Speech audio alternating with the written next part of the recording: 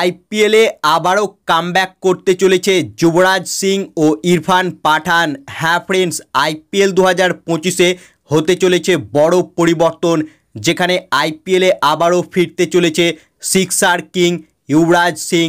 তবে প্লেয়ার রূপে নয়, এবার কোচ রূপে কিন্তু আইপিএলে ফিরতে চলেছে যুবরাজ সিং। হ্যাঁ ফ্রেন্ডস, গুজরাট টাইটেন্স টিমের কোচ হতে চলেছে যুবরাজ সিং। হ্যাঁ ফ্রেন্ডস, গুজরাট টাইটেন্স যে টিমটার হেড কোচ ছিল আশিস নেহরা, তবে তাকে সরিয়ে আইপিএল 2025-এ গুজরাট টাইটেন্স টিমের কোচ হতে চলেছে যুবরাজ সিং। এবং তোমাদেরকে জানিয়ে দিই যে গুজরাট টাইটেন্স টিমটা কিন্তু বিক্রি হতে চলেছে, অর্থাৎ গুজরাট টাইটেন্স টিমের কিন্তু নতুন মালিক হবে আইপিএল 2025-এ।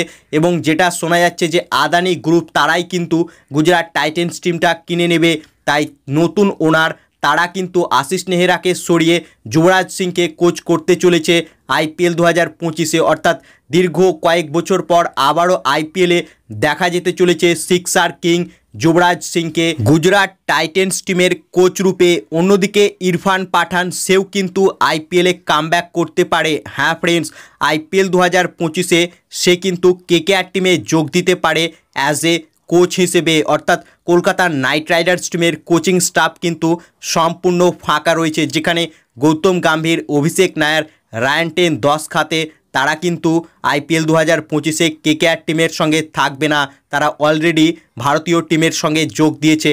তাই আইপিএল 2025-এর জন্য কেকেআরের কোচিং স্টাফ কিন্তু সম্পূর্ণ ফাঁকা রয়েছে, শুধু চন্দ্রকান্ত পণ্ডিত ছাড়া।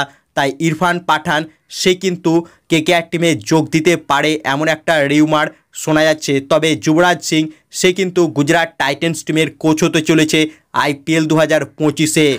সো ফ্রেন্ডস, আইপিএল 2025-এ তোমরা কেকেআরের কোচিং স্টাফে কাদের কাদের দেখতে চাও তা কমেন্ট বক্সে লিখে জানাও।